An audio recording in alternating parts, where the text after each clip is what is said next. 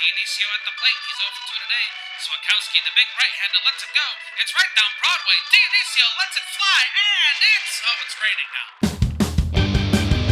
It's time for Rain Delay Theater with Jeremy Dionisio and Jack Swakowski. Hello, everybody, and welcome to another episode of Rain Delay Theater, the show where two bums talk about other bums at baseball games. I'm Jeremy Dionisio. And I'm Jack Swakowski. This is episode number 305, and we're talking about non-roster invitees. Spring training is just around the corner, and, our annual tradition of talking about those oddball names that are still hanging around the majors in camp with teams, trying to get one last shot. Maybe one last shot to be a pessimist. But names that are usually blasts from the past. We're going to run down all the rosters and talk about those names. But first, before we get into that, Jack and I kind of had a little bit of an impromptu excursion to a game and a graphing attempt. Yeah, it was a little graphing hijinks last week, Jeremy. I think just a couple days before we had been to Sox Fest, but it just wasn't enough. So the DePaul Blue Demons were playing the St. John's Red Storm in men's basketball at Wintrust, which is right by McCormick Place. And, of course, St. John's is coached by Hall of Famer Rick Pitino, who had actually just gotten his 900th win in college basketball, which is pretty crazy. The guy's a legend. He's coached Kentucky. He coached Providence to a Final Four. 7 Final Fours, I think 2 national championships. One of them vacated, but who cares about that? He also coached the Celtics and the Knicks. He was the head coach of both of those teams. So the guy's done it all. And, from previous experience at Wintrust, we kind of knew that there would be graphing opportunities. So tickets were $7. Neither of us made it for the start of the game, but we did both see the second half. And afterwards, we thought we would try to get him. Yeah, exactly. It's actually something that we've talked about for a while, trying to get. I think after we went to that Xavier game a couple of years ago, we were thinking how easy it would be, and then thinking about who was worth it. Pitino, I think, has been on our radar since then. He's been with St. John's since then. So we finally made it happen. We talked about it a couple of weeks ago, and it was I thought maybe I'd only be able to make it for just the post game, but yeah, at $7 a pop, it was worth just getting it and just getting into see as much of the game as possible. And honestly, the second half was plenty. The game was close enough when I arrived, and DePaul got the lead at some point, but then they couldn't hang on. But at least it was entertaining enough for a little half. Yeah, and Jeremy, you mentioned we'd been talking about it for a couple of years. We certainly have, but it's one of those things where the Big East Conference season takes place from January to March, and with graphing, you're doing a lot of standing outside, and that would have been the case with this too. So it sort of had to be a perfect storm of we were both free that night to do it, but also the weather isn't like Arctic temperatures to where we don't want to stand outside for 45 minutes. Thankfully, it was cold. It was probably about 15 or 20 degrees outside, but compared to how it had been the previous week and a half or whatever, it was at least bearable for the time that we had to be out there. So all of the stars kind of aligned for this. And so we were able to do it. We didn't meet up till the second half. It's not worth getting into, but I was in interminable line to get a soda. So I didn't come back till about 15 minutes were left. We watched the game, and then after the game, we actually watched Pitino go back into the locker room. And on his way back to the locker room, he did sign for a guy who asked for his autograph. So we thought, okay, we might be in business here. Yeah. For sure, yeah, that was a good sign. It's possible that we could have just tried to go down there and get his autograph, but we thought it was pretty accessible anyway. Jack, there were a couple things during the game. Should we talk about those right now, or should we just save it for afterwards? Yeah, there were a couple of dumb things. They did a smile cam. Yeah. At one point. And they started off the smile cam with this 16-year-old guy who was celebrating his 16th birthday. And then the MC was like, hey, let's see a smile from you. And the kid just kind of put his he wiped his hand over his face and didn't smile. Yeah. And then the game started back up Like they didn't do any kind of smile cam. It was a total like incomplete fail right out of like White Sox 101. Yeah, it was that thing where like he put, I don't even know what it's called or how you describe it, but it's almost like putting your hand on your chin, like you're kind of rubbing it to think about something. Like he just did that thing, like, and I've seen people do that when they're like posing for something or whatever, but it's like, this wasn't just a pose cam, it was like a smile cam. And it's like, dude, I mean, I get like, maybe it's not cool to smile or something, but it's like, that was such a fucking ball, like a mammoth dropping of the ball. Yes. It was really bad. Before that, there was a thing called the wasted shot or something, where someone had to like shoot, try to make a free throw basically, and I think they had some kind of glasses on that made their vision blurry, and it was seriously just like, imagine if you were drunk trying to shoot a free throw, and like that one was a little dicey, like a little spicy, like for a family outing. It definitely felt like something that could have come straight from Sox Fest the previous week with the Malort shots. But I thought that was fun, especially with a college crowd. That's always absolutely. A little dicey. Yeah. Yeah. And so Jeremy, I would, as a fan, so first of all, like this poor guy who was participating in this, he had these vision altering goggles, and his shots were missing like wildly. Like he was missing the backboard by like 5 feet. Yeah. And as a fan, oftentimes with those types of promotions, it's more fun if you're watching the person and like they actually have a chance to make the shots and like win whatever they're supposed to win. Yeah, like the kid makes he's got to make a free throw, he gets like $100. A 3-pointer, he gets $1,000, and then like a half court shot, he gets tuition for a semester. It's like, yeah, okay, like that's actually interesting. What's entertaining about like watching some guy for 60 seconds miss like miss shots by like 10 feet? It was just a dumb idea.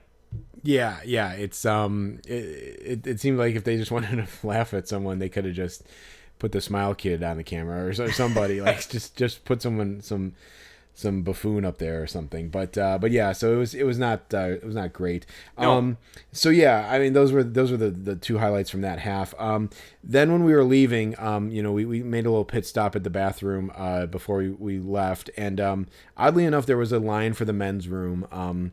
And for a game that like only had like a couple thousand people there, it was a little odd. So there was a line for the men's room, and it was a standard layout. There's like maybe like 4 urinals or something, and like 2 stalls, something like that.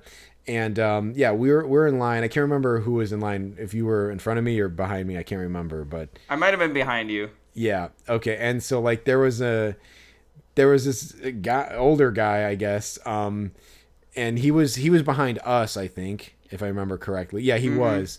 Because we were like in a line, and like, yeah, there's 4 urinals, maybe there was 5 or 6, whatever, but like people would just urinal opens up, they step up from the line and go and pee, and no one's complaining about this process being a problem. But just completely unprovoked, this old guy kind of pipes up from the back, and he goes like, "Yeah, I remember when we used to line up behind the guy. Why don't they do it anymore?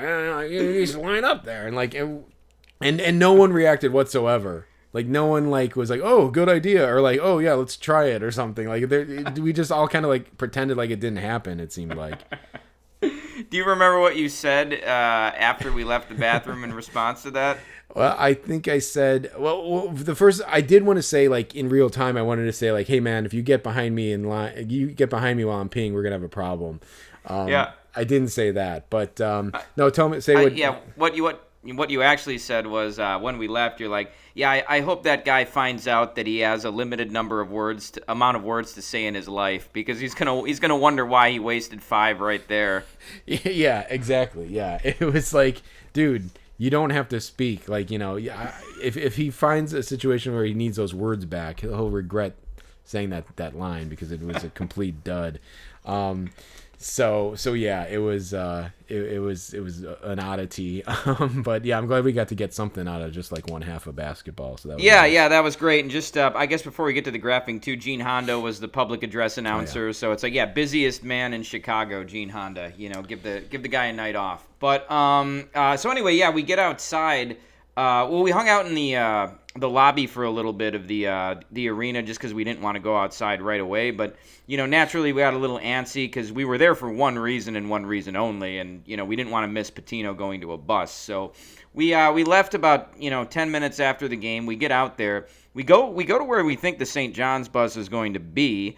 And we see two buses that look like they're the DePaul buses. One bus is actually like labeled DePaul, like it's got their decals on it and everything. The other bus is parked right behind that, but it's got instruments in the lower section where they put luggage. So that kind of led us both to believe that was probably the band. And my instinct with the bus that was actually labeled DePaul with all of the artwork on it was probably the team bus that was going to take them back to campus. I imagine they probably all live. The basketball players live on campus near Fullerton. That's maybe too inside baseball for y'all who don't live in Chicago. But regardless, we didn't see the St. John's bus there, and that made us a little weary. There was another bus parked on the about a block over on Cermak.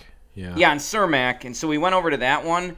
And we just couldn't get a feel for if that was the bus or not. So we actually went back to the DePaul bus. When we went back there, we saw this kid who was loading stuff into the bus. And then we asked him, "Hey, man, is this the St. John's bus?" And he's like, "No, these are both DePaul buses." And he's like, "Usually the St. John's bus would be here too, but it's not." And so at that point, we were just kind of at a loss because the kid seemed like he knew what he was talking about because he was loading the buses. So we kind of didn't know what to do. Yeah, exactly. And so there was, I don't know what the street north of the Wintrust is, but and it was cold, and it was mostly windy, which is the real tough thing. So we kind of walked up. We were already scoping out the area. We walked up to the side street, like above, like north of Wintrust, and we kind of looked down this, like it was kind of like a desolate, like kind of just a plain bare bones street.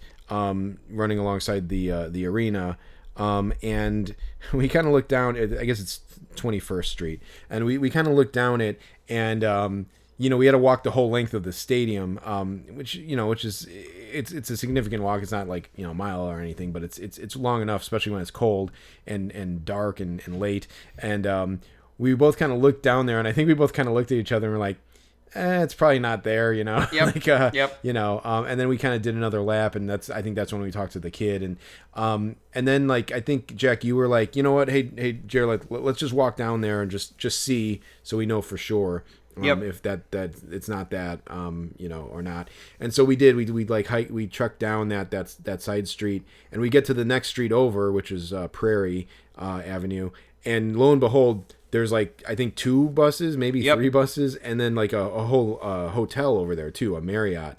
Yeah. And then we saw people waiting, so we were like, oh, okay, pay dirt. This is like what we're looking for. So definitely good thing that we made that trek down that road, and we pretty much figured out right away that that's where St. John's was going to be coming out.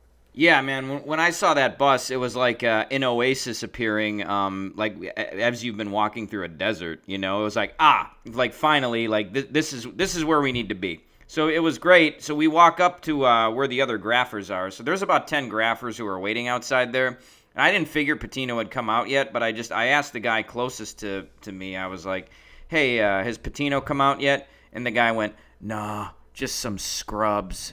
And it's like, Jesus, man. Okay, like, we don't have to disparage anybody else. I'm just asking if Pitino came out. But anyway, He hadn't. But it was probably lucky that we got over there when we did, because, Jeremy, I don't think we were waiting even 5 minutes before Pitino actually did come out. Of course, everybody wanted his autograph. People started to ask him, and he's like, "I'm not signing out here." And then I don't know how it came to pass, like if somebody asked him again and he waved everybody over, but eventually he just started walking to the hotel, and then we all just followed him into the hotel lobby just across the street. He was like the Pied Piper. And this was a really surreal moment, Jeremy, as we were following him in. This hotel had those big revolving doors, like not the ones that are like just a single person per unit, but like they had the big, the big sections where it's like 2 people can fit in a in a thing. And so I was like slightly behind Pitino, but Pitino goes into this revolving door, and the guy who was right in front of me actually got in the revolving door with Pitino, and they both went in the lobby together. I was like, this is insane, man. I've known who Rick Pitino was like since I've been following sports, and now like some guy right in front of me is going in a revolving door with him. So it was a very surreal moment. Yeah, absolutely. I think what happened was like because he after he came out and said I'm not signing here, like he's like I'll sign by the bus after everyone like gets on or something, and then he had security guards around him. And I think they were just like let's it was either his idea or the security guard's idea to just go across the street, and I think the whole thing was he didn't want to sign in the cold, which makes sense. And nor did we want to stand out in the cold and wait for his autograph. So so that worked out. We got in there and then. Yeah, the whole revolving door thing was funny. But like, we get in and then like they go like make a line, and people like kind of fell into a line, but it was still like about 3 people deep as the line was kind of like sorting itself out. Basically, I kind of peeled off and went to the back, like because I've seen these kinds of things in videos. If it's not GTV reality. There's one with Jack Nicholson where he comes out of a hotel and he signs and they're just like make a line and he'll get everybody, and so like they just kind of go through like it's an autograph signing. So it was interesting to see that in person, like to be part of that. It was, and I'm glad it didn't turn into chaos. Maybe just because there weren't quite enough people who wanted his autograph, but we all did fall into line. And of course, right in front of me. So Jeremy, I think you were maybe 2 or 3 guys in front of me, just because of the way everything sort of fell out when we got in the lobby. But right in front of me was, guess who? Oral. Like, of course, Oral was there, and I guess like if Oral's trying to get somebody, they're a big deal. Because if they're not a big deal, he'll just go, oh fuck that person. So like. Yeah, Oral was there, and Oral had these, and I think a lot of other guys had these too, but he had these, like, I don't know what you want to call them, they're like these square cutout, like things, they look like a basketball court. Yeah, it was like laminate flooring or something, like these tiles, and they I think they were laminate because they had like, the backing on them so that you just peel off and stick on the floor. Well, one footnote I want to say before this, we forgot to say, is as he was walking over, Pitino goes like, "Okay, I'll sign 2 for everybody." Okay, like he said, he made a point of saying like, "I'll only do 2," which like that's one more than I wanted. So I was fine with that. And Jack, you mentioned that other people had these parquet, these tiles. Dude, I almost guarantee you that they're working for Oral. Like they were getting those signed for Oral. Yeah. Probably. So yes, he probably had like 10 of them and gave 2 out to 5 people, Yeah, he might have. And then also like after Pitino signed for everybody, Oral like had more of these things, and he was going back over to Pitino as Pitino was taking a picture with somebody. So it's like he was trying to get more. I looked on eBay, Jeremy, and Pitino's autographs are not cheap, especially the ones that are on like the floorboard. I mean, those sell for like $150, $200. I mean, I wouldn't sell mine for, twice that much, but, even the cards, you can get like probably 40, 50, $100 for them. So it's, it ain't a bad autograph to have, but, I got him. I didn't have much of an interaction with him, just because like it was too fast. I had a lot of stuff I would have wanted to say, but like he was just trying to knock everybody out. And I'll give him credit for that. He signed for everybody who wanted his autograph. So he seems like a pretty nice guy. He seems like he understands that like he's a big deal and people want his autograph, and he doesn't want to disappoint him. Yeah, for sure. Just don't look up his Wikipedia too deep. Yeah, but, no, absolutely not, for many reasons. Yeah, but he was very cool in that situation, and it's like we really didn't know what to expect. So it was cool that he was pretty accommodating. So that was cool. I was gonna say something else about the signing, but. Well, Jeremy, one other thing that I'm thinking now, and maybe we shouldn't blow up our spot if there are any graphers who are covertly listening to this podcast, but if the Big East ever has any like sick prospects, it might be worth trying to do this again, to get them. I mean, there isn't like an AJ DeBonsa from BYU in the Big East this year, but hey, eventually there will be again, and it would be worth it to try to get his autograph. Any ex-NBA players that end up as coaches, good Lord, man. Patrick Ewing coached Georgetown for 5 years until he got fired a year ago, so it's like, man, we could have gotten Patrick Ewing if we would have been thinking about doing this. So, maybe some missed opportunities in the past, but this seems like low-hanging fruit if we ever want to do it again.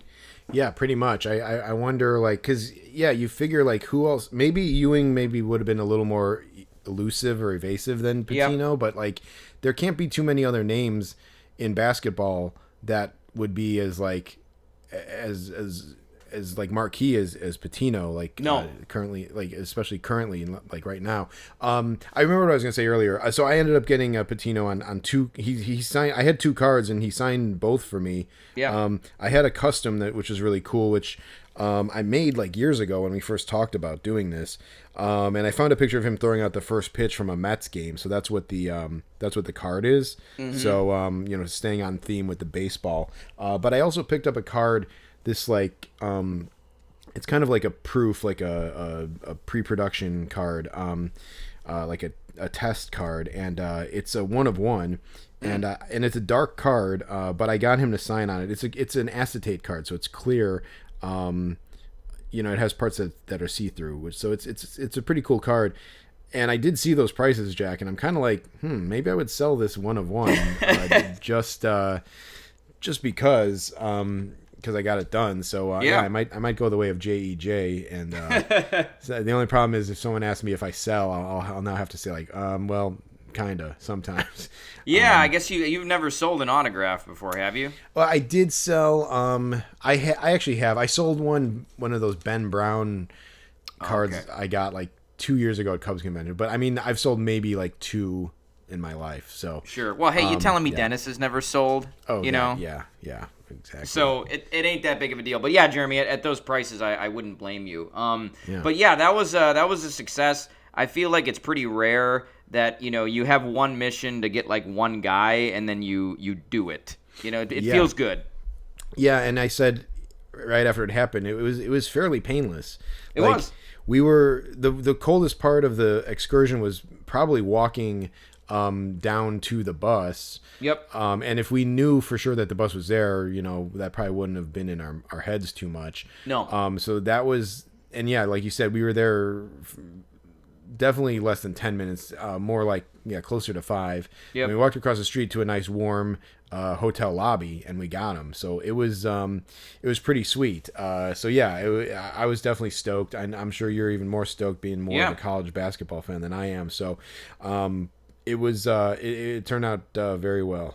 Yeah, I was riding that high for a couple days. Yeah. Okay, well, we have our non-roster invitees to get to here. Always a fun list of guys. I think we were going to talk about. So, Jeremy, you mostly did the not the Grapefruit League, the Cactus League. Mm-hmm. Except I'll take the Brewers for that one, and then I did the Grapefruit League. And so I think we're just going to kind of switch off teams going in alphabetical order. Jeremy, I think you're starting with the Diamondbacks. Yeah, absolutely. And, I think in the past I've taken the Cactus League because I've gone to spring training the last 2 years, and it's not looking like it's going to happen this year. Okay. I'm still bummed about it, and it's I'm still looking for a little window where maybe I could get out there, but yeah, it's killing me already.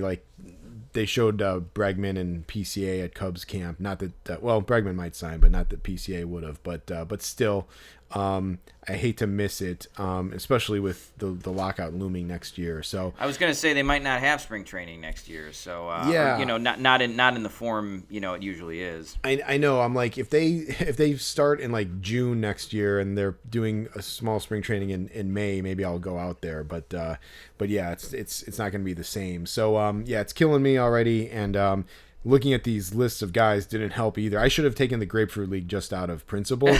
But yeah, so I was on Cactus League. So, all right, well, we'll kick off with the D-backs, like you said, Jack. They have a good amount of guys that are worth noting.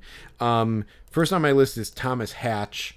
Jack. And I only mention that because T45, as we're calling him now, if you can, kind of figure out what that means. Sure. A couple years ago, he was trying to get, he was trying to get Thomas Hatch, but he called him Thomas Patch. I remember that, Jeremy. Oh my God. Yeah, he's like, I'm trying to get Thomas Patch. And I'm like, oh, okay, great. Well, too bad he didn't vote for Donald Rump.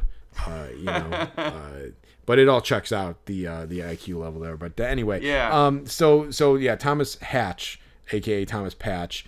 Derek Law is in camp with the D-backs. Yep. Jonathan Loizaga, who I don't know if he's been injured the last couple of years or just not good, but he's kind of fallen down a little bit. I know he's older now at this point, but that was a surprise that he was an NRI. Aramis Garcia, who just seems to be just perpetually kicking around. He's a backup catcher, so that makes sense. And Ildemaro Vargas also. Just a guy. He's like the White Sox version of Leori Garcia. Sure. The D-backs version. I don't know if that guy's played a major league game in 5 years, but he is on a dual card with Jason Hayward that I always wanted to get done, and I just have never gotten a shot at Vargas. But he's kind of annoyingly still hanging around where you could get him, but I just he's not making a team that's coming to Chicago anytime soon. No, yeah, and I think he was on the Nationals for a year a little while ago, but I mean that guy has just kicked around for sure. Yeah, so those were the big ones there. I don't know if you saw anybody else. I also see Jacob Amaya here, former White Sox Jacob Amaya, which is kind of funny. One other guy that just sticks out to me is looks like Drew Jones got an invite to camp.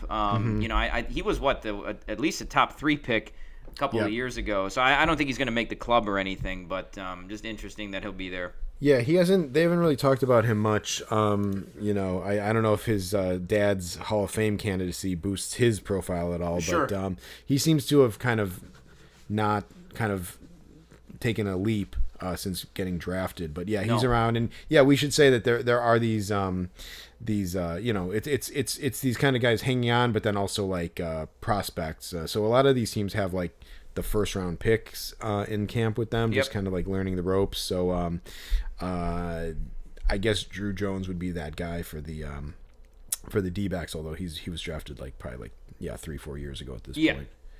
I guess we can move on to the Braves then. They have some pretty good guys on here. Number one that stands out to me is Carlos Carrasco. Still trying to hang on, Cookie Carrasco. He was born in 1987, so he's almost as old as I am, which is cool. So it's always good to see that. He's in Braves camp.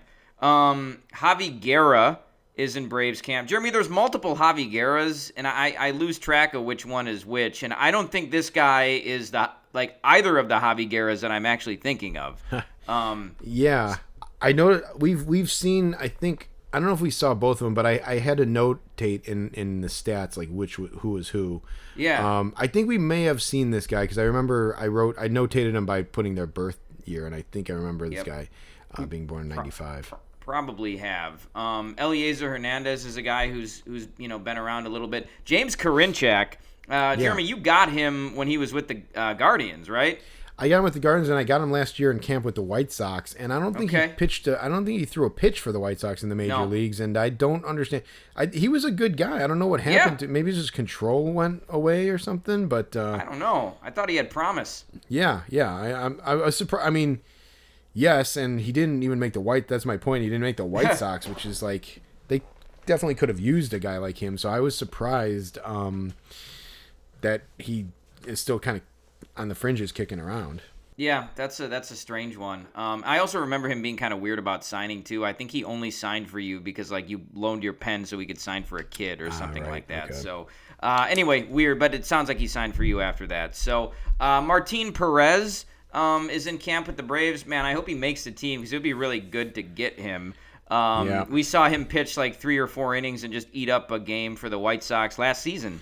So Martin Perez in camp, the old lefty. Sandy Leon is Yep. is in camp with the Braves. There's a guy with a lot of dirt in his cleats, and born in 1989. So that's great. So he's, maybe he'll get a cup of coffee this year. Yeah, that's about it. But those are some. Oh my God! How could I possibly forget Ben Gamel as well? Is in camp with the Braves. That's a great one. Still a Gamel kicking around too. I mean, I remember all the way to the days of Matt Gamel back in, I think it was the early 2010s, maybe even the late aughts. He was a big prospect for the Brewers. But yeah, his brother Ben's still kicking around, and he's old now too. So yeah, Braves got a lot of good guys. I can't imagine any of them will make the team. I should note here. I know we got a lot of you guys to talk about, but Brewer Hicklin, Yep. is with the camp and with the club, and I think he was with a Royal and actually a Brewer. I think He was. in the minors. Friend of the show, Chris, I think sent me a link about him. He posted on his Instagram, I think he was talking shit about graphers. Really? Yeah, I think it was. I can't really remember exactly what he said, but it was either sending kids to get autographs for you, or asking for multiples, or not saying please, or something like that. And I think Chris's take, as well as probably all of ours, is dude, you're Brewer Hicklin. Yep. Are you getting inundated with that many autograph requests? Maybe that was even part of his point, where it's they just ask for your autograph even though they don't even know who you are or something. But it was kind of weird, and then I think he got DFA'd shortly after that. So yeah. Well, it's enjoy your non-roster invite guy. Yeah, exactly. So okay. Yeah, so we got the A's up next, the Yep. cityless A's, I guess. Yeah, so for them, I made a note. Nick Anderson, who I think was a former Marlin, who seemed to have some former promise. Marlin, former Ray as well, I think. Yeah, he's another guy, kind of like Karinchak, where I thought he had some promise. Yeah. But I know he ran into some injuries, so I wouldn't be surprised to see him catch on with. Again, you'd think he would be able to catch on with the A's, but Yep. but yeah, man, this is really bumming me out because I went to A's camp last year and it was really cool to go, and it was pretty accessible. So Sure. I definitely probably could have gotten Nick Anderson. Oh well. Yeah, Brooks Kriske, who was with the Cubs last year for a minute. Joel God, Kuhn, I don't remember that at all. Yeah, just I think he made 2 appearances or something. Joel Kuhnel, who now that's not the guy who followed the manager. Was it David Bell? David Bell, but it is Jeremy. It is him. Okay. Yeah, Okay, cool. David Bell freaking bought him an ice cream after the game because he pitched 2 scoreless innings. Okay, sweet. I couldn't remember if it was. I get Joel Kuhnel and Ian Jabot confused. So okay, it was Kuhnel. Okay, It nice. was. Nice. Okay, good. I'm glad he made the list. Wander Suero is a guy Yep. who's been around. I think former national. Yep. Brian Servin, another guy. These catchers and Chad Wallach, I might as well just bring Yeah. up while we're at it. Just guys who've kicked around. Chad Wallach was born in 1991, man. It's crazy. I didn't know he was that old. Yeah. Yeah, crazy. I think he was on that 2020 Marlins team that beat the Cubs in Oof. the playoffs. Joey Meneses is in camp with the A's, and guy who we brought up the other day, not on the podcast, but Jack, you brought him up just out of curiosity. But Tommy White, Yep. is going to get a invite to camp. He might have been with them last year too, but yeah, the power hitting former NC State college baseball player who ended up going with LSU and got Yep. drafted by the A's, so he's going to be in camp with them. Yeah, another guy you'd probably like to get if you were there. Yeah, that's a good one though. Yeah, I remember he was starting to blow up right when we went to that UIC versus UWM game. So that gives you a little bit of perspective on how long he's kind of been in the zeitgeist. A's, that all looks good. I'm gonna move on to the Baltimore Orioles here. So the first guy that pops out to me is Hans Kraus, former reliever for I think the Angels. Jeremy, we tried to get Hans Kraus, and that guy couldn't have been less interested in signing for anybody. So Yeah. I don't really know what his deal is. Albert Suarez, he's a guy who's actually pitched quite a bit for them. So he just looks like he I don't know if he fell out of favor or what. Jose Barrero, that was a guy I never got him when he was with the Reds, but I remember he had promise. So I don't really know what happened there, but it seems like everybody just kind of collectively decided that he didn't. I'm trying to remember. He's a name change guy too. I can't remember. I'm not forgetting what his name originally was, but oh gosh, okay, yeah. I can't recall either. But Ryan Noda, former A, we were just talking about them. We got him when he was with the A's, so that was cool. Luis Vazquez, I remember I ordered a card of his, but I never ended up getting him. Did you get Vazquez when he was with the Cubs? Yeah, I got him at. I got him at Cubs convention. Okay. That might be the only time I got him though. Sure, okay. And then finally, kind of the saddest one on here is John Kenzie Noel received a non-roster invite to the Orioles. The big Christmas. I remember when everybody was nuts about that guy in 2024 when he came up and Stephen Vogt gave him that nickname and he was on that Guardians team, which was kind of a feel-good story. And last year I looked at his average and I think it was like 162 or something like that. Now he's probably not gonna even make the roster for the Orioles. So that's sad, but I guess that's what happens when you hit for that low of average. Yeah, for sure. It just fell off pretty quickly, I guess. Sam Huff is another guy who I don't know. I think he has appeared in the major leagues, but he seemed to have a lot of promise with the Rangers and hasn't really found a spot. So sure. Yeah, and is also not getting a little long in the tooth. But there you go. Jeremy, who's next for the grapefruit? I mean, for the cactus. Yeah, I guess the Cubs are next.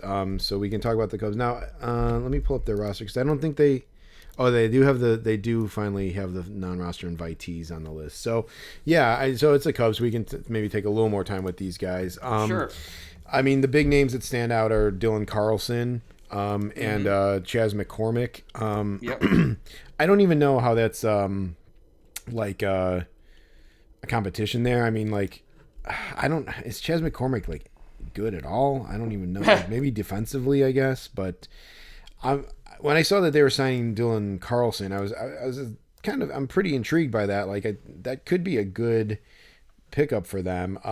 Guy who had huge potential with the Cardinals and never really lived up to it. Bounced around the last couple of years. So he's not going to get everyday playing time, but I think he's a guy who could make the team and maybe make some contributions if he can hit off the bench. Yeah. So Yeah, sure, Jeremy. And that's a good one. I mean, McCormick, I didn't know he was 31 or going to be. Yeah. I get him confused with Jake Myers too. So like, they kind of seem like the same kind of guy. But so we'll see about that. Justin Dean is also gonna be was picked up by the Cubs. I guess he must not. I don't know what his deal is. If he didn't get not an official spring training invite, they just picked him up on a minor league deal, but he's also in the mix for the Cubs. Scott Kingery, which is just a big name right there, and it's crazy. He's he is older than all those guys. I almost thought he was younger, but yeah, that's a guy who just I don't know what happened there. Like the Phillies broke him by calling him up too early or something. Yep. And then they signed him to a pretty big contract too, but he just never lived up to it. It might have been one of those deals where they signed him really early on after his debut, or even when he was still in the minors, to a contract worth millions of dollars, and he just never lived up to it. Yeah, most definitely. He is 5'9", so that is always somewhat concerning. Not as much as in other sports, but still, that's a little small for a guy. But I don't know where he would fit in with the Cubs, especially with Bregman now, but yeah, would have been a good guy to get. Yeah, I know. In spring training, something tells me I seem to recall he might be like a jerk or something. I don't know if he's been humbled or not, but yeah. Christian Bethancourt is back with the team. That's a guy who I would have liked to have gotten, and I'm sure I would have been able to get him. Sure. He actually they're listing him as an infielder too, which is weird. What's he going to play first base? I know. I find that odd. I didn't even realize that. But he's a guy who managed to get a Cubs Tops Now card during his stint with the team. So it would be nice to get that signed. Let's see. Trent Thornton is an interesting guy.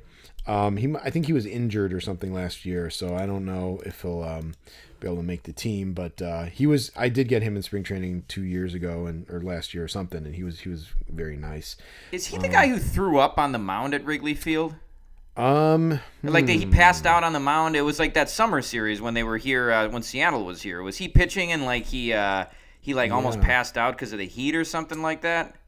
I believe it was, because that's right. Now it's all coming back to me because I remember asking him about it too. Yeah, because I think I got him outside of Wrigley like the day after that happened or something, and I asked him, I'm like, yeah, you doing okay? He's like, oh yeah, much better. Yeah, that's nice. Right. I forgot about that. Corbin Martin is an interesting guy. He might be a former first round pick. Definitely top 4 rounds or something, I think. Okay. He might have even been with the Brewers for a minute, I think. He's bounced around to some teams. Maybe I'm thinking of JB Bukowskis actually, but sure.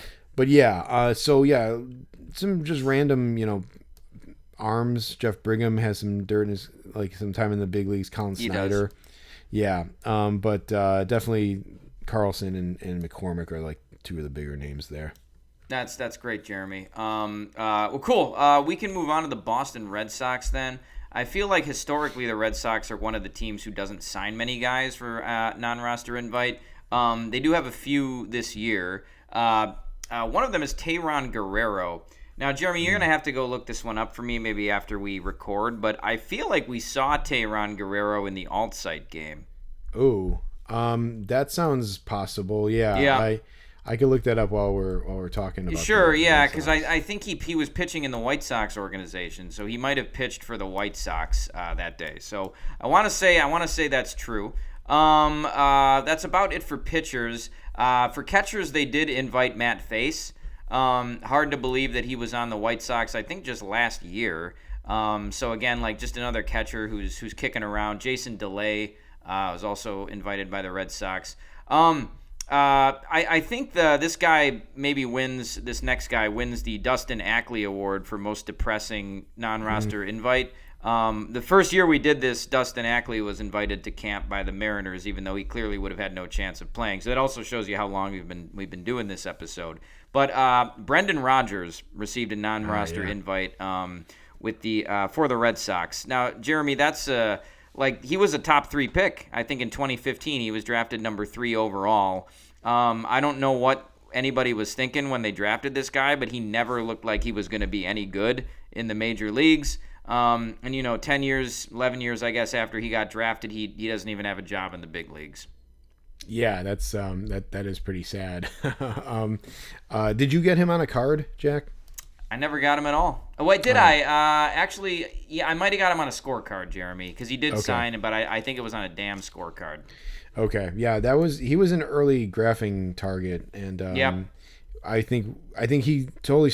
He was maybe the first 180 graph I got or something where he seemed completely not interested and then ended up signing. So so yeah, just one for the record books. Jack, we did see, I'm pretty sure I'm looking in, so any sort of minors or non-official game I have a stats file for, and I do have Tayron Guerrero throwing 1 inning, pitching 1 inning, striking 1 out. So that had to have probably been that alt-site game. How about that from memory, huh? Yeah, that's pretty good. Yeah. Yeah. Nice. All right. Well, who's the next Cactus League team we have here? Well, I guess the White Sox are up next. Okay. So yeah, White Sox. I think we talked about some guys. I don't remember if that was on the podcast or after we stopped recording, but there's some interesting names out there as far as bats go. Oliver Dunn, who I guess just came and went with the Brewers.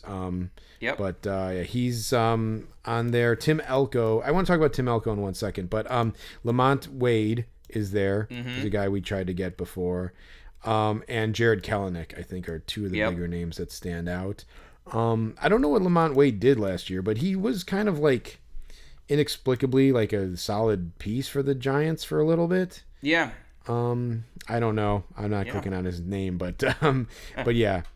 Yeah, he was. Yeah, and I think he maybe got cut by them last year too. So he hasn't been out of baseball for too long, and I actually do think Kelenic has a pretty legitimate shot at making the roster. Yeah, I mean, Jesus, man. He's had a million shots. Going back to the Gentile thing. You'd think it would have happened, and the Braves, he did okay, but only compared to his Mariners run. Yep. He's maybe a little closer to home now, so maybe he'll do better. But I don't know. He's got to be one of the bigger draft busts of recent times. Yes. Just inexplicable. Ryan Barucki, who's bounced around, I think was on the Cubs for a second in the minors. Mm-hmm. One guy who was on the Cubs in the majors, Tyson Miller, is with the Cubs or with the White Sox, and he seems like a guy who fell off really quick. He had a good year for the Cubs in I want to say 2024 maybe or. Yep, it was. Just got hurt and just couldn't find a spot back with the team, and I don't even know if he pitched after the Cubs released him last year, but you'd think he could find a spot with the White Sox. Right. Real quick with this Tim Elko guy. So Tim Elko, I think, was a guy who's like bounced around the minor leagues with the White Sox for a while. He finally made it up to the White Sox, I think last year.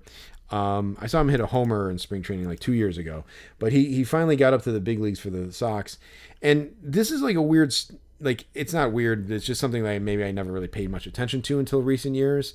But like you have these guys who bounce around the minors for a team, and then they finally, like, it's kind of like one of those things where like they've been in the minors so long that they either got to get a shot or get released.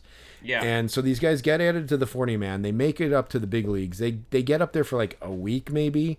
Week or 2 weeks, they get a baseball card made of them, but then like inevitably the team signs someone else and they have to give up that 40-man spot. So then they get DFA'd, and then they're just like gone from the team. So it's like a weird, just a weird cycle of baseball life where like they're hanging on for so long, they're trying to get up to the big leagues, they get their shot, but then like they're vulnerable to getting like cut, and that's what happens to a lot of these guys. So they finally get up there, and then like they make it to the team for like a week, and then they get DFA'd, and then end up somewhere else maybe. So it's kind of a weird baseball life cycle. And Tim Elko at least caught on with the Sox. Elko's a guy who you'll hear people talk about him on White Sox Reddit. Some good, some bad, but yeah, he's almost like the mighty Casey or something. Like he in 67 at bats, he hit 4 home runs, which isn't terrible for a guy who never played in the big leagues before. But he only hit 134. Yeah, with 30 strikeouts. Yeah, not great. It's funny. I saw him hit a homer in spring training in the first game of spring training, and then I actually saw him hit a walk-off, not a homer, but he had a walk-off like single against the Tigers in a Wednesday day game, and I got that Topps Now card, and I'd love to get it signed, but I'm not sure if I'll have a shot. That wasn't in the one we went to, was it? It was a different one because you went to 2 Tigers White Sox day games, right? 2 Tigers White Sox Wednesday day games. Oh, yeah. Man. Yeah, it's weird. It was a weird coincidence, but yeah, no, it was not the game we were at. Okay. Well, yeah, that's great. But yeah, some of those White Sox guys are exciting, and I have a feeling we'll be seeing Kelenic when we go to the park this year. Yeah, on the south side. The Tigers were one of the teams, next Grapefruit League team here, who didn't have their non-roster guys on the MLB website, but I did find their pitchers that they're inviting. So I guess we can at least talk about some of those guys. They did invite Scott Efros to camp. Jeremy, he was a former Cub, right? He was, yeah. Wow, that's kind of crazy that he's a non-roster. Yeah, he got traded. The Cubs traded him to the Yankees. Now I'm forgetting who they got back for him. But he was pretty good for the Cubs, wasn't he? He was good for the Cubs. He went to the Yankees and then almost immediately needed Tommy John surgery. So the Cubs kind of fleeced the Yankees in that deal. Yeah, I guess not many people feel sorry for the Yankees there. But they did. Yeah, I can't remember who they got for him either. Somebody not bad maybe, though. Yeah, they also invited our favorite guy, Tanner Rainey, to camp. Nice. So he'll be in camp with the Tigers too. Who knows? Maybe if we go to a Wednesday Tigers White Sox day game, maybe we'll have a shot at him. Probably not, but Tanner Rainey still trying to hang on. Nice. You got Jack. I got the guy who they got for Efros. I no clue. Who is it? It's a good old Wes Nasty. Oh, Hayden God. Wesneski. Okay. Yeah. I guess, considering they were able to flip him for 1 year of Kyle Tucker along with, some other guys. Interesting. I never would have remembered that. Yeah, I know. I couldn't remember. There's been a good amount of Cubs Yankees trades in the last couple of years, so it's they kind of run together. But yeah, it was Hayden Wesneski. So Okay. yeah, that's funny. Jan Gomes' favorite pitcher. Yeah, right. Wesneski. So yeah, that's good. Anybody else for the Tigers? No, not really. I think we can go to the next cactus. Yeah, it is weird. I can't find their position player NRIs, but yeah. I doubt it's anybody notable. For the Reds up next, I got just a couple. It's funny, a lot of these guys end up being like former Cubs or White Sox, but PJ Higgins is in camp. Yeah, hell yeah. Yeah, guy we saw crossing the street by Wrigley that we could have got, but just didn't have a card for him. You never ended up getting him, did you? Nope. And he ended up getting a card for the Cubs in, I think, 2023, but he wasn't around long enough to get it signed. Michael Chavis, another guy who's a good signer, but he is. Just kicking around. Garrett Hampson, who we both... Did you end up getting him or no? I didn't goddamn get him. You got him, though, right? I did, yeah. He liked the Isotopes card I got him on, or Yard Goats, one of those weird minor league teams. Nice. Michael Tolia, who was a first-round pick of the Rockies. He was. Yeah, it's kind of depressing to see him as a non-roster invite for the Reds. I mean, like that's a guy. It seems like the Rockies gave him a couple of chances to win the first base job, and he just couldn't do it. No, he just can't hit. No, at that level. TJ Antone is another guy who seems to have been with the Reds for a while, and I think he might have had TJ, so that's why. And aptly so with the name being TJ, I guess. It's kind of a bad omen for a pitcher to be named TJ. Right. And his name is spelled out the word TJ, so whatever. He's got a lot going on, but yeah, he's still hanging on with the Reds, trying to get back on the 40-man, I guess. Yeah, there you go. Well, we can move on to the Astros. I will say the Astros do not have many guys at all this year, and it happens. Sometimes teams just really don't invite anybody exciting. They invited Carlos Perez. I think he was a former White Sox catcher, if I'm not mistaken. Yeah. If that's the same guy. I mean, that was, for... Although, his MLB stats here, it's not listing him as having ever been on the White Sox, so I don't know what the hell I'm talking about. No, there are two Carlos Perez's. I know this from pulling cards. Okay.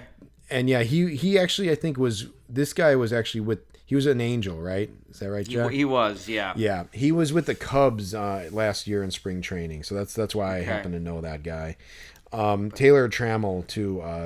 Another guy who just had a good run as a prospect, but hasn't really... He did stick around for a little bit with some major league teams. So, yeah, he's still hanging on. I don't know if he was a first-round pick, but definitely a guy who's gotten a lot of shots. Yes. Teams.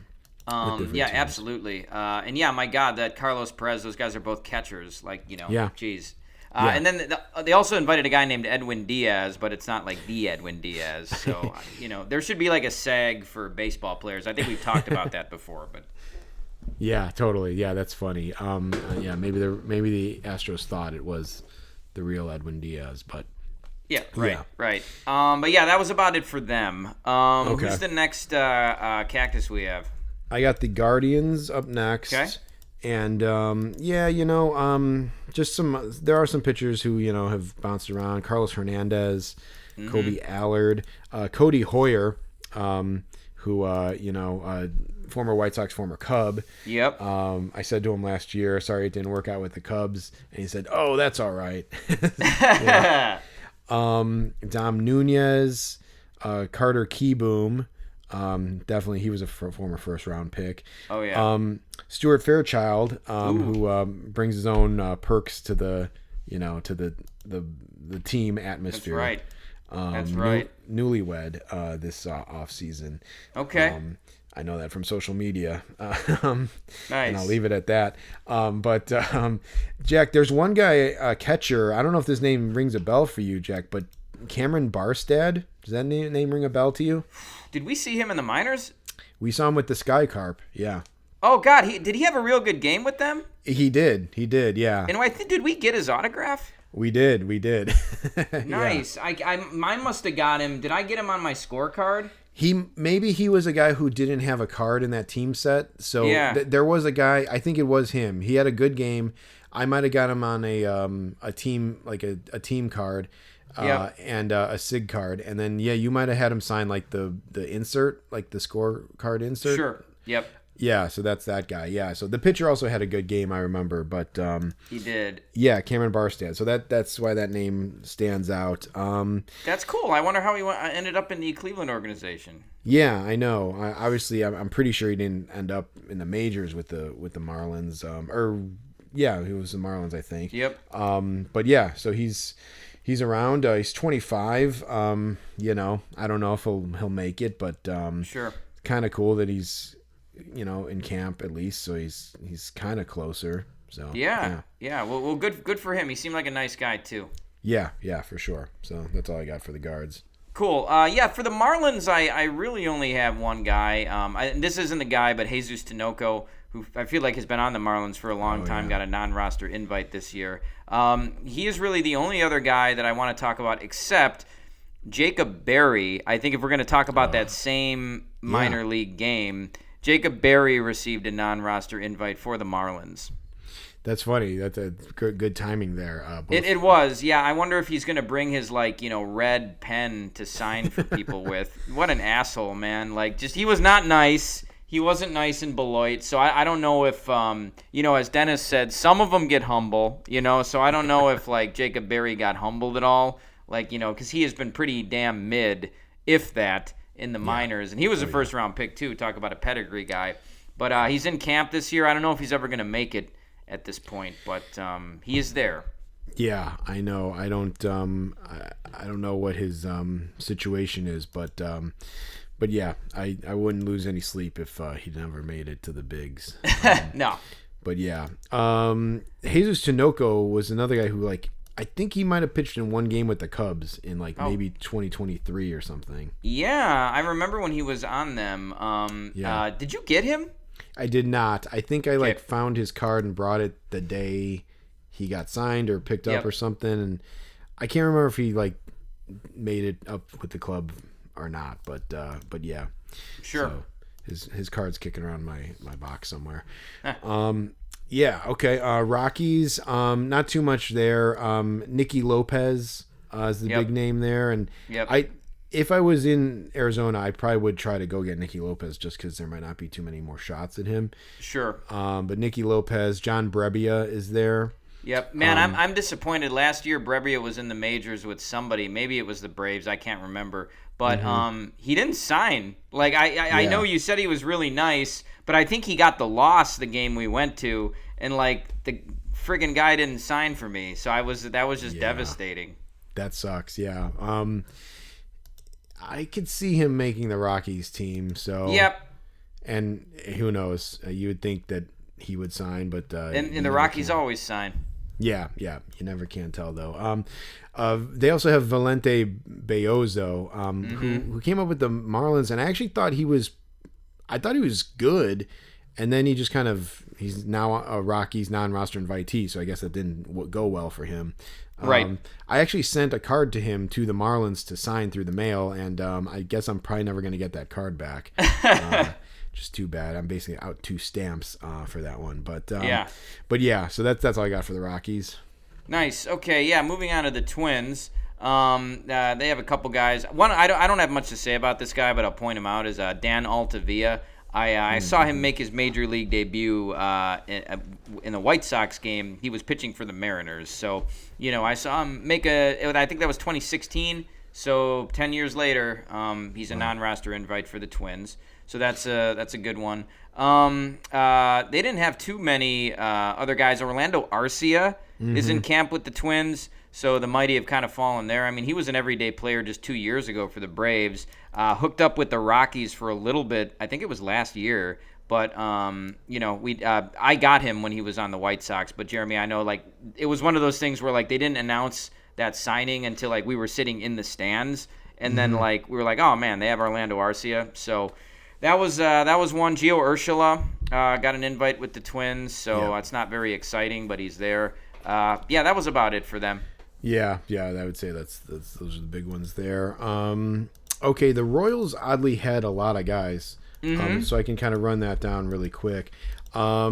First off, pitchers Jose Cuas, Hector Neris, and Aaron Sanchez. Oh my God, Aaron still kicking Sanchez! on. Why is he like even still trying?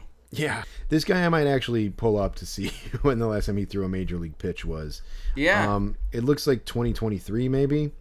Good Lord. No, 2022 it looks like. I mean, wow. what's up in Aaron Sanchez's land? I don't know, but yeah, he's still still trying to make a go of it. So. Good Lord. Yeah. So then you got those guys. Then you also got Jorge Alfaro. Yep. Another catcher who's been kicking around. Jeremy, I also want to say Alfaro was on a roster last year too. Yes. Don't remember who it was, but again, we asked for his autograph. I think maybe inside and also outside, and he didn't sign. Yeah. That was coming off of him doing 3 of 3 for me with the Cubs and giving me that like wink and the thumbs up like a G.I. Joe character at the end of the you just cartoon. never know, man. You really never know. Yeah, it was weird. It was weird. There's a guy named Eli Marrero, ELIH.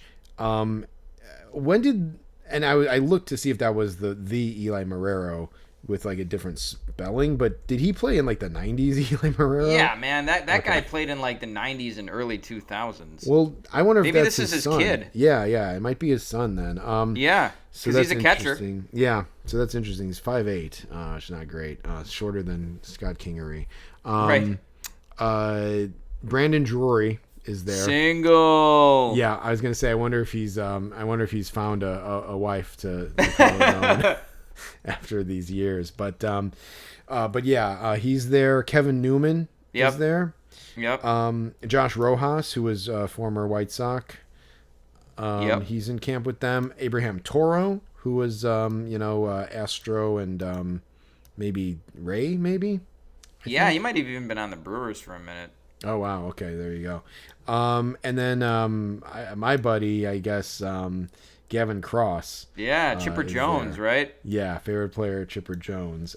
So I hope he's got a new question to ask Graffers this spring. But yeah, he's another guy, kind of in that Jacob Berry conversation. Just I don't know if he's done anything in the minors to put him on the spotlight other than being like a top 10 pick or whatever. But yeah, I mean his in Double-A last year he hit 241 with 17 homers, which I guess is okay. But he's been in Double-A for 2 years now, and his stats were kind of the same both years. So yeah, it's hard to say, but he's not super young anymore. I mean, it looks like he's about 25 years old. Yeah, exactly. So these guys they maybe should worry about baseball more than their whole graphing situation, I think. Yeah, right. One other thing with Kevin Newman, and speaking of graphing, is I'll never forget when Dennis got Kevin Newman, then it got smeared right away, and then Dennis was trying to like push the ink back to its rightful place. Just classic. Yeah, that was a weird thing to look over at and see. Absolutely classic. Yeah. Okay, that is a good list of guys for the Royals, though. Let's move on to the Mets. This is another team that has a lot of guys here. Adbert Alzolay was a non-roster invite for them. I feel like they signed him to a 2-year deal, and this is like the second year of him. So I don't know why he's a non-roster, because like I thought he was signed with them. But whatever. I guess it's not worth getting into the fine details of it. Nick Birdie is in camp with them. I think he's on a card with Alex McRae. He was also with the Cubs for a minute. Yeah. I remember correctly. Did you get him when he was with the Cubs? Nope. Okay. C.J. Edwards, Carl Edwards Jr. is with them. Was he at CubsCon? I was going to ask you the same thing. He's a guy, I'd have to go back and look at the video, but I don't remember seeing him. But I know that people were talking about it, which is like, at that point he had signed with the Mets, and people were like, well, is he going to still be able to come to the convention? Yep. We didn't really talk about it, but there was that whole Chris Bryant, Rockies, was he allowed to come to the convention sort of thing? Yep. And there's some conflicting reports there, but it's neither here nor there right now. Yeah, they said the Rockies didn't allow him. Whatever, you're right. It is. Kevin, don't call me Jimmy Herget. I don't have anything to say about him. I just wanted to say that. Craig Kimbrell. So he's still trying to hang on. Born in 1988. He's been around forever. Still got an invite with the Mets. So we'll see if he makes it. And then they had a couple of other guys here. Austin Barnes, or Barnesy, as Trevor Bauer would call him, is in camp with the Mets. So that's one to be weird to see him on anybody but the Dodgers. And then it looks like Ji-Hwan Bae as well is in camp with them, as well as Christian Pache, former Philly. Those were so mostly pitchers with the Mets, who are exciting, but still a pretty good list of guys. Christian Arroyo too, and a guy who I think maybe was a Brewer at some point, but came up with the Giants as a big prospect, and right. I don't know about big prospect, but he was a prospect, and he was good his first 2 weeks of his major league career, and then it's kind of all downhill after that. But sure, born in 1995. Good Lord. Yeah, so kind of crazy there, but yeah, that's the Mets then. Yep. Angels, couple pitchers, Sean Anderson, who's been bouncing around, Angel Perdomo, who's bounced around. I think I got him when he was a Blue Jay. Nick Sandlin, but three former position players with ties to Chicago. Nick Madrigal. Mm-hmm. Actually, Jeimer Candelario. You know what? I looked at this list earlier today, and Jeimer Candelario is not on this list. So they must have just signed him this updates. Afternoon. Okay. Yeah, so hot off the presses, Jeimer Candelario, who I do need. So again, he's never signed. It's not like you haven't tried. Yeah, exactly. Nick Madrigal, Trey Mancini, still kicking around, still trying to make it. I remember he signed at some point, maybe it was this offseason, and it was he's still trying. Did you ever get him when he was on the Cubs? I remember he didn't sign very much. Yeah, no, I did not get him. Okay. I think I tried. Maybe it was even back with the Orioles the first time we tried him, but and then for the second year in a row, oddly enough, Yolmer Sanchez, he might have stuck around the Angels AAA all last year. I think that's wild. And definitely a guy I would love to get, but there's no way he makes it. He sees a major league pitch this year. I couldn't imagine it. No, he hasn't seen one since 2022. This is a guy who played 155 games in 2018. So, he's still trying to hang on. He'll probably keep doing this as long as anybody will pay him even a minor league wage. Yeah, exactly. Yeah, or if the White Sox just bring him back one. I could see that, especially if Hawk was the GM. I think he loved Yolmer. Okay, let's move on to the Yankees. They don't have a ton of guys. I think historically they're another team that doesn't really invite cool old guys to camp. So they have Ali Sanchez, who was on the Marlins. They did invite Paul DeYoung to camp. I just I can't imagine Paul DeYoung on the Yankees. He seems like more of a Midwest guy as far as his teams. I mean, I think he's from Illinois. But, he's a fantastic signer. If the Yankees come and he's on the roster, he'll be the only one who signs. Braden Shoemake, Jeremy, I don't know if you remember his brief, unremarkable stint with the White Sox a couple of years ago. I think they got him in a trade for, maybe the Chris Sale trade with Atlanta or something like that.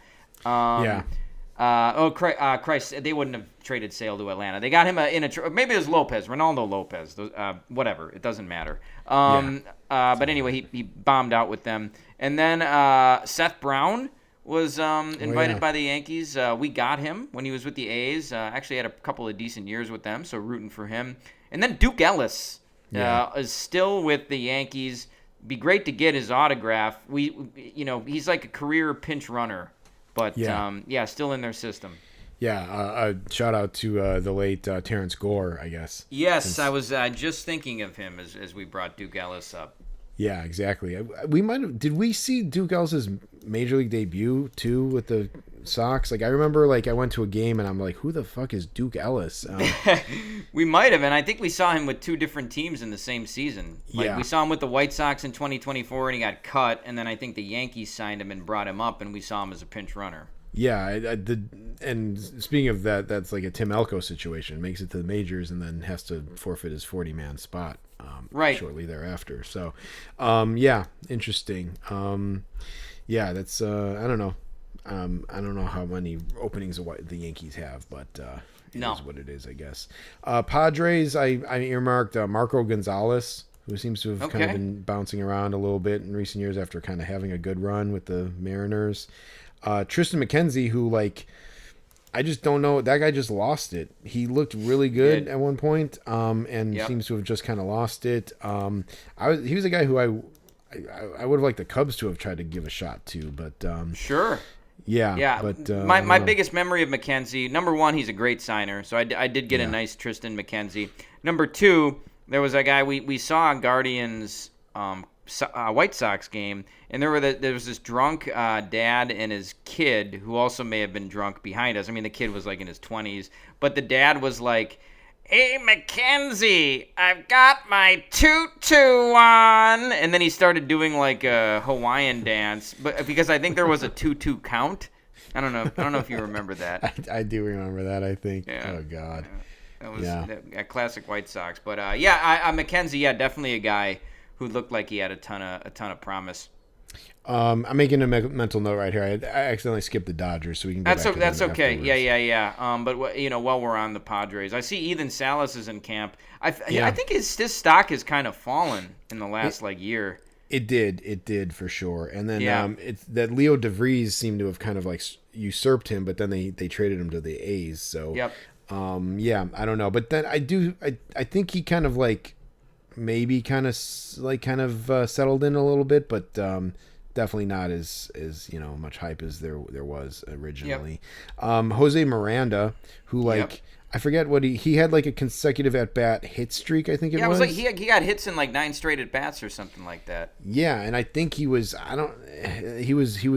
feel like out of the bigs not very long after that. Yeah, he fell out of favor with the Twins. I think it was last year they sent him down, and he never really got back up. Yeah, so there's that. And then yeah, just a couple other random names, Samad Taylor, but Pablo Do you Reyes. remember Nick Solak? Do you remember Nick Solak?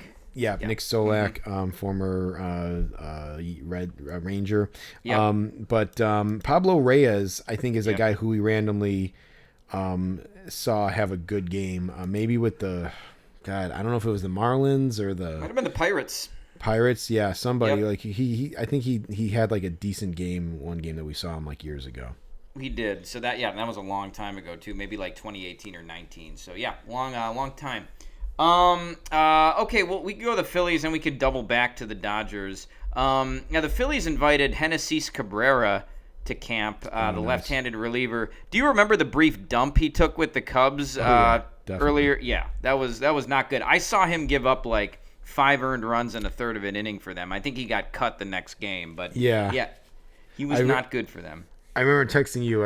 Either you texted me or I texted you. I think you saw I think you saw Genesis Cabrera's last game with the Cubs. Yeah, and I think that proved to be true. Somebody might have picked him up after that. I can't remember, but anyway, Tim Meza is also invited to Phillies camp, so that's great. Trevor Richards, guy who's been around a while. Bryce Wilson, the former Brewer.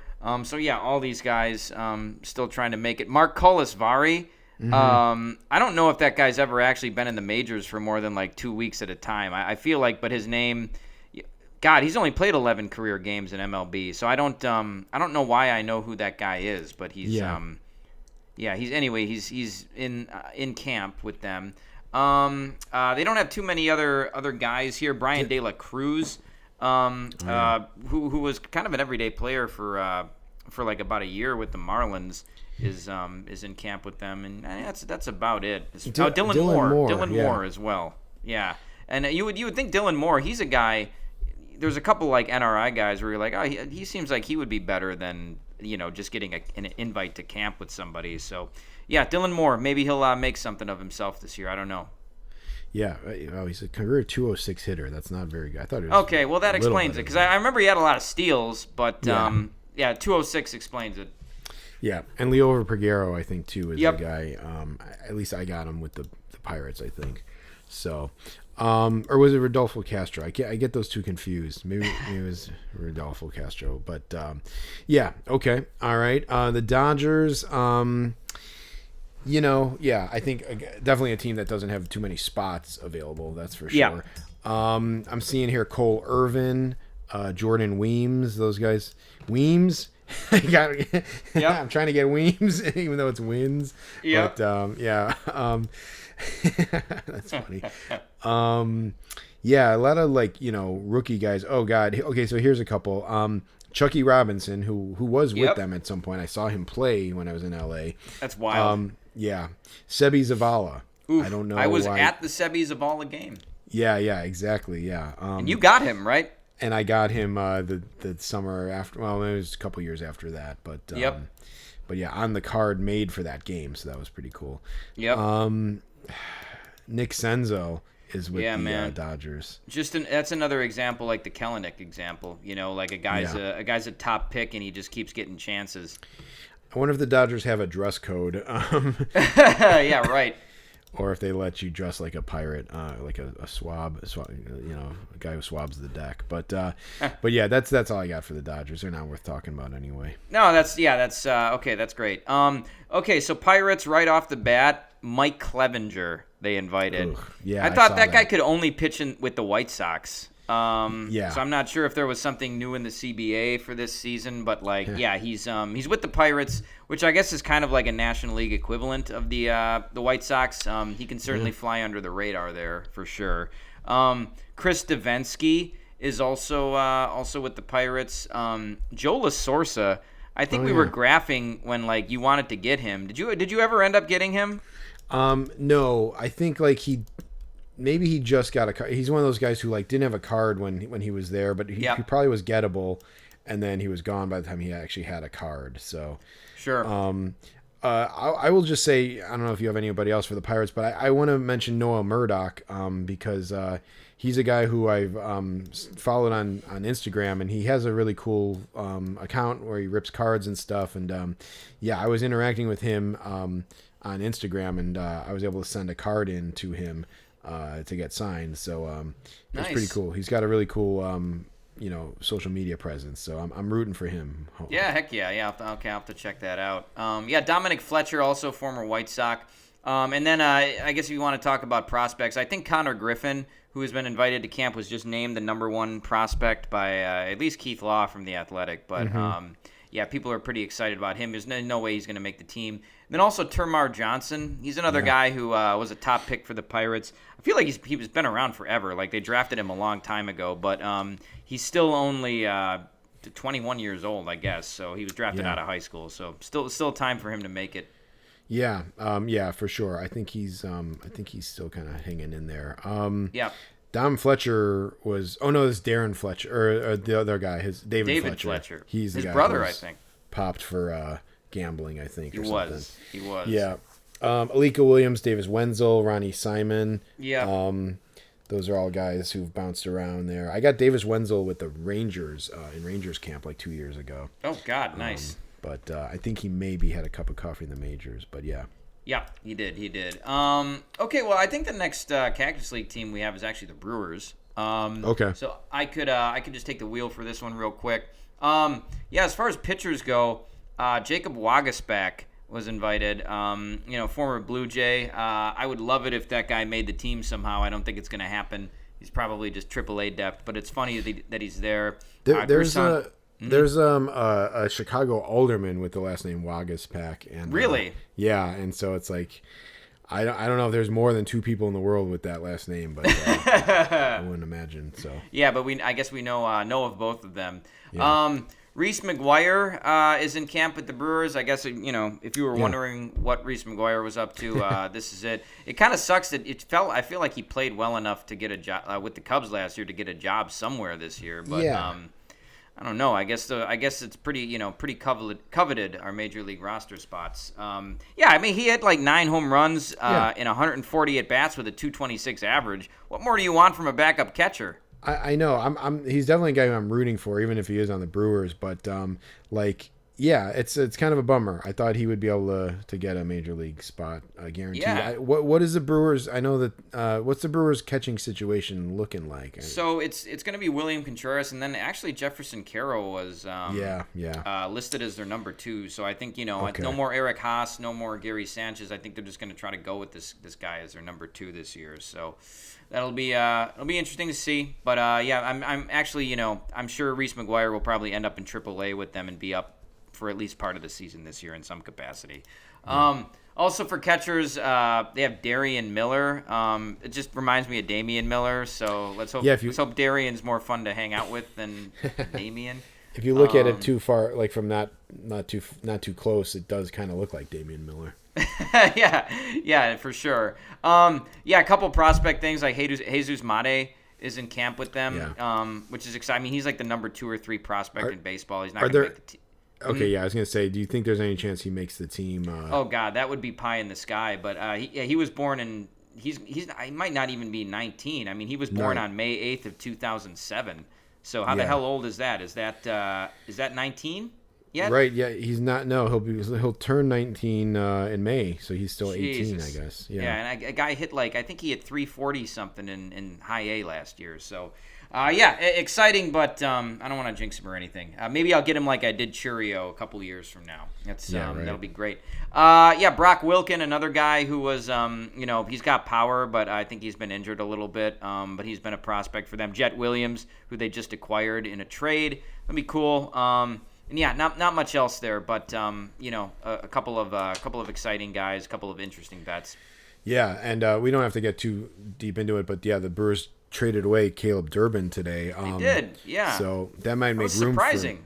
Yeah, I thought so too, and I thought he was a little bit intimidating, for like a hit or something when he faced the Cubs. So, as a Cubs fan, I'm not sad to see him go from the Brewers, but he was a nice little piece. But I know you mentioned like with Jet Williams, kind of like a Caleb Durbin type, so maybe he just fills that spot, I guess. I don't know. Yeah, I think maybe the thing is they just didn't really like what they saw last year, or maybe his numbers weren't bad, because I think he was third in Rookie of the Year voting, but perhaps his numbers weren't bad, but maybe the underlying numbers, a hard hit rate, whatever, maybe wasn't what they wanted it to be, so they figured they would sell high.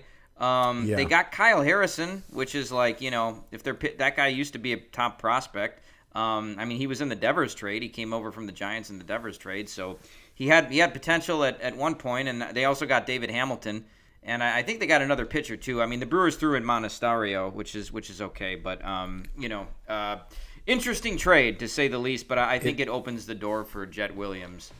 Yeah, it's from many aspects. Is Quinn Priester still on the Brewers? That's a good question. It looks like he is. It looks like he is. He should be. I know he had probably club control too. So yeah. Yeah. So maybe the Kyle Harrison situation might work out like Quinn Priester, who ended up being pretty good for the Brewers. So yep. Maybe they'll turn him into something that he was kind of slated to be. So yeah, heck yeah. Interesting trade. Okay, got the Giants here, and then we're kind of getting close here. We are. So guy who's only as good as his promise, the full promise, the Fulmer promise. Oh God. Michael Fulmer is with the Giants. Jack, I don't know if you remember, Michael Fulmer appeared in I think it was 2 games for the Cubs last year in the major leagues. It's hard to believe that happened. It is. And then they just cut him right away, right? Yeah. So I wonder if the Fulmer promise extends to spring training. We never got clarification on that, but you would think it wouldn't. But yeah, or if it's still a thing to him. Former Rookie of the Year, I guess too, right? He was, yeah. We saw him start in that Tigers game we went to at the at the Tiger Stadium. Yeah, we did. I was just doing the stats for that game actually. So yeah, nice. Caleb Killian, who came over from the Giants in the Chris Bryant trade, is now back with the Giants.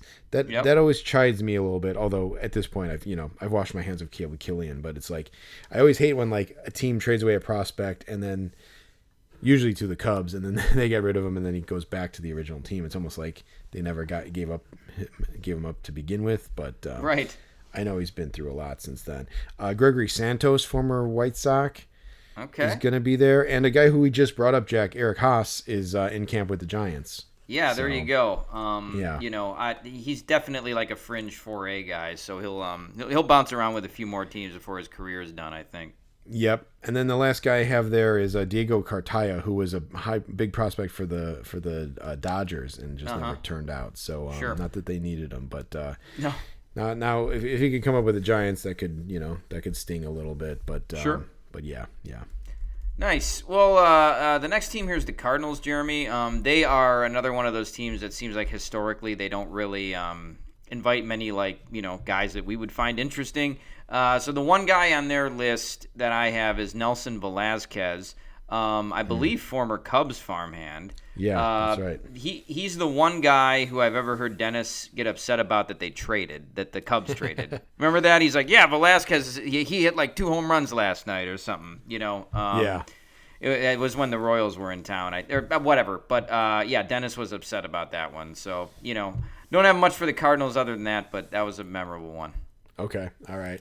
Mariners, Randy Dobnak, he's the Uber guy, right? Yes, he is. And he signed for us when the Twins came to town. So that was cool. He's in camp with the Mariners. Dane Dunning, former White Sox, in camp. And then a trio of former Cubs. You got Michael Rucker, who I think we both became a fan of just because he was a nice guy. Yeah. Michael Rucker is trying to come back into the majors with the Mariners. Patrick Wisdom is back from Japan, I think. I think he played in Japan last year.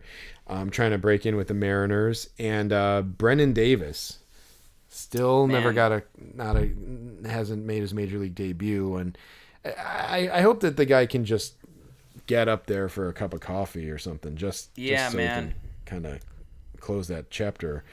But suffered a lot of injuries and had a lot of promise at some point. But he's on to a second team now because he was with the Yankees last year in the minors. But we'll see. Yeah, good Lord, dude. I mean, at one point he was like the number 1 prospect in the Cubs system.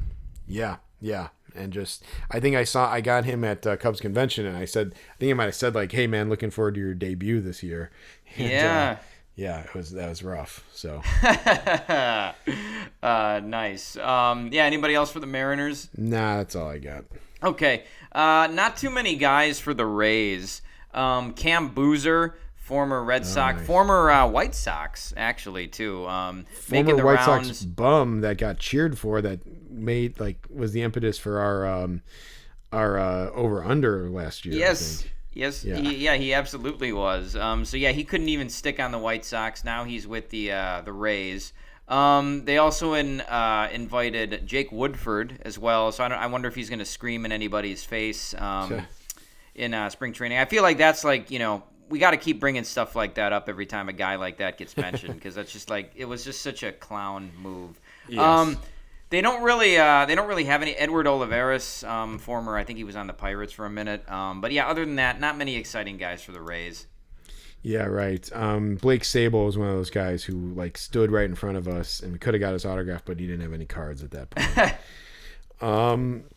All right, and so for the Rangers, it's kind of a bummer to end on because there's nothing really great here for me at least. Declan Cronin is with them, who was very cool about signing a 2024 Heritage card that had a facsimile signature on it. I had a fun exchange with him.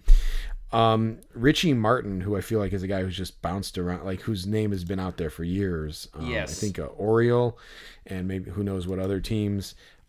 He's in camp with the Rangers. And Tyler Wade, just a guy who I feel like we've had a couple shots at, or he's traveled, he's been at the bus with several different teams, I think. He has. He's never signed, though. He was with the Padres, I remember, and the Padres weren't signing, so we didn't get him then. And, we haven't gotten him, so maybe this is the year. Yeah, could be. Man, it's too bad. The Rangers, I really do like the Rangers camp, and it's kind of fun to walk around that camp when you're in Arizona. So, he probably is accessible, but, just not this year. For sure. All right. Well, the Blue Jays. Yeah, we're getting down to our last two teams here. I think I've got both of them. Okay. So the Blue Jays. They had Jorge Alcala, who was former Twin. They have this guy named Chad Dallas. I don't know anything about him, but that's a great name. Yeah. Really, really good name there. They don't have a ton of other guys, but they do have one guy who really stands out, and that's Eloy Jimenez. Oh boy. Yeah, Eloy is in camp with the Blue Jays. That's a sad story. There's a guy who, it's just there's no explaining his career. Would he have been good if he wasn't on the White Sox? Would he have always sucked? You don't know. But, yeah, he'll probably end up in AAA with the Blue Jays this year. So, yeah, Eloy is still around, White Sox fans. It's a weird history I have with him just as, a prospect who the Cubs traded away. And I kind of – I didn't root against him, but every time he didn't do well, it was kind of a relief that it didn't burn the Cubs that much. But yep. I didn't want this to see the guy have a bad career, but it's just weird where he's ended up. It sure is. Who knows? I guess I'm rooting for him. We never got him, did we, Jeremy? No. Yeah. No, that wasn't going to happen. Real quick before we move on, I just want to bring up Arjun Namala. Sure. With the Blue Jays, first round pick, and he's kind of in camp, and I'm sure he's going to be in the majors and be good. There was a breaker that I broke with a case breaker guy, baseball card guy from I think North Carolina, I think it is, and he kind of had like a southern accent, and he would often mispronounce names of guys, and so I think it's Arjun Namila. Arjun Namala is his name. Uh-huh. This guy called him Arjun Namila. So every time I think of that guy's name now, I think about it so much that I didn't say his name right. But yeah, so Arjun Namala will always be Arjun Namila to me. So just throwing that out there. You should ask him how to pronounce Angel Zerpa's name. Yeah. Oh God. Oh, yeah, it's God. like even that guy would get that one right. Yeah. Oh God. Yeah. Oh my God. Yeah. Haven't thought about that since that's the good. season ended. It's good, Jeremy. Though. Yeah, you did say Arjun the first time, so that's funny. The influence. Yeah. He's got me messed up. Okay. The last and final team here is the Washington Nationals. There aren't a ton of guys. They did invite Riley Adams to camp as a non-roster guy. I kind of thought he was going to actually be at least a backup catcher for them, but I guess not. They have Trey Lipscomb got a non-roster invite. The only reason I bring that up is because I think one guy in the Nationals said to you last year, "Oh man, you got a Lipscomb?" Like when you saw the card. That was Robert Hassel. That's right. Yeah, he was all excited about that. We joked that maybe he thought Lipscomb was on the roster and that's why you brought him. Yeah, who knows? But yeah, the big guy that stands out to me here is Matt Mervis. Oh wow! I didn't see that. Look at that! Wow. Yeah, and you look at this guy's stats. I think in about 240 at bats in the minor leagues last year in AAA, he had 19 homers. And we also got him last year with the Marlins as well, which is crazy. It baffles me that he played in the majors last year, but he did, and we got him. Man, Matt Mervis must have been sweating out this episode listening to us go down all these teams, and it took us to the very end for him to get a roster spot. Like he must have been like, oh man, I might not make it this year. Right. Yeah, or he would want to not be mentioned because it's holy shit, these guys they don't think I'm bad, but exactly. Yeah, but the guy's a nice guy. He's signed basically every time we've asked for him. He just seems like a 4A guy, like a guy who can hit minor league pitching, but he just can't hit major league pitching. So I don't have much hope for him to make their roster, but he is a nice dude. God, I don't even know. I think even Team Israel isn't even in the World Baseball Classic this year. So really? I don't think they are. I could be wrong, but he doesn't even have that to fall back on. So. Yeah, too bad. Sergio Alcantara, I see also with the Nationals. Yep. Kind of crazy. Well, Jeremy, that's those are the non-roster guys, I think. Yeah, good list. It's weird. It's like the names have changed over the years. There's still kind of these like the Michael Fulmers and the who's Aaron Sanchez's guys, Yep. but some of these guys who are showing up on these lists now are like guys who I don't even think are like, I still kind of think of as like rookies or, you know, Sure. young guys, but they're to the point now where they're hanging on. So yeah, always interesting to run down the list for sure. It is, and you know, next year when we do this again, Yomer Sanchez will probably be there. Yeah, with the Angels or, you know, very likely the White Sox. So Yeah. Well, yeah, that all sounds good. So we'll be coming at you again with another episode. Next week or a little later this month. Yeah, that's right. As baseball gets closer and closer. So that'll do it for this episode, though. So for Rain Delay Theater, I'm Jeremy Dionisio. And I'm Jack Swakowski. We'll see you later. Bye.